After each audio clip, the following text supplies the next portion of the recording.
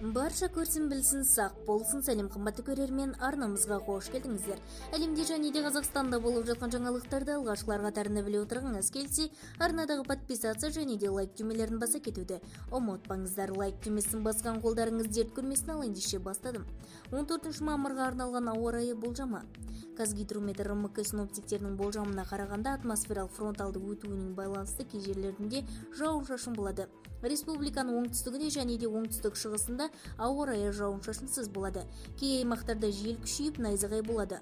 Бұршақ жаууы мүмкін. Дауыл оңтүстікте шаңды дауыл болып, оңтүстік батыста тұман түседі. Шығыс Қазақстан, Павлодар, күндіз солтүстік Қазақстан, Қарағанды, Ақмола облыстарының кей жерлерінде дауыл болады. Бұршақ жаууы мүмкін. Желдің күші 15-20 метр секунд, екпіні 23-28 метр секундке дейін жетеді. Батыс Қазақстан облысының кей жерінде бұршақ жаууы мүмкін. Күндіз жел 15-20 метр секунд күшейеді. Жамбыл, Түркістан, Қызылорда, Ақтөбе, Қостанай облыстарының кей жерлерінде желдің жылдамдығы 15-20 метр секундке дейін күшейеді.